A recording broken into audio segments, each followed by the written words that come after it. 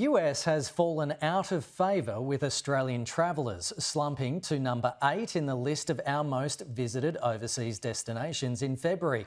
But what's the reason? Is it just the weak Australian dollar against the greenback? Well, to shed light on it, joining me live now is UTS tourism lecturer Dr. David Beirman. Doctor, thanks so much for your time tonight. According to the Bureau of Statistics, Aussie travel to the US has basically fallen off a cliff. Prior to COVID, it was one of Australia's top 3 favourite international destinations. So what happened? What you say, Kenny, of course, is totally true. The United States was an extremely popular destination. And I don't think that all of the problems that have occurred over the last few weeks have been purely due to Trump and his tariffs. The biggest problem that we have here from the Australian perspective is that the Australian dollar has been dropping in value against the US quite precipitously. So a few years ago, it was at 80 cents US. Now it's sort of struggling to hit 60 cents. And exchange rates play a very important role in travel decisions. You know, there are a lot of different ideas of what makes a value proposition for a destination.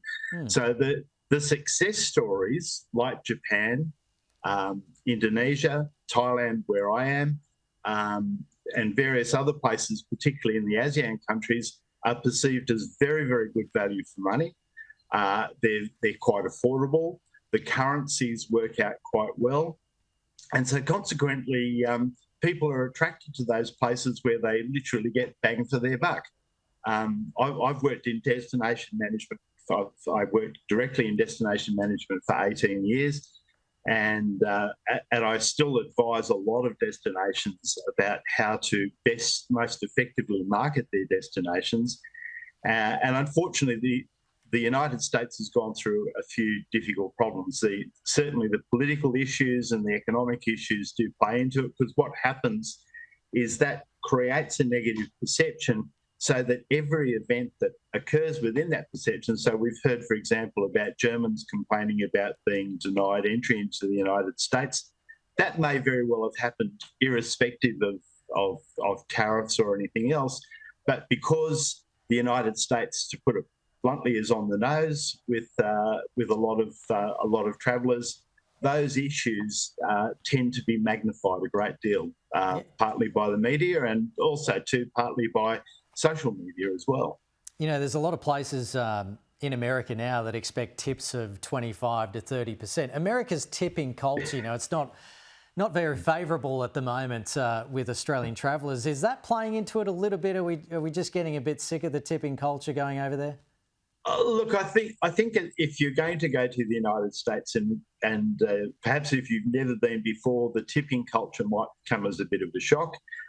If you've been before, it's just part of it's part of the cost that you factor in. Unfortunately, unlike Australia, where wait staff actually tend to get paid reasonable wages, in the United States, they're sometimes working on $3 or $4 an hour. So they actually depend on tips to survive. So I don't think tips is the big issue. What really is the big issue, I guess, is perception of a destination. And unfortunately, the United States on a number of fronts is suffering from a series of negative perceptions from travellers, and also to some extent in the travel industry. I mean, just to give you a classic example, the US last year in 2024 attracted 72 million travellers, international travellers. Now, of those, 20 million came from Canada, 16 million came from Mexico, and I'm talking about legal travellers from Mexico, not illegal travellers. So that type of number has been greatly affected when the United States has basically had a political war over the last month and a half with both Canada and Mexico.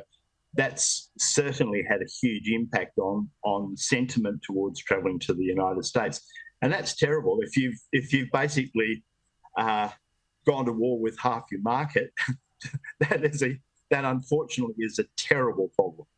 Yeah.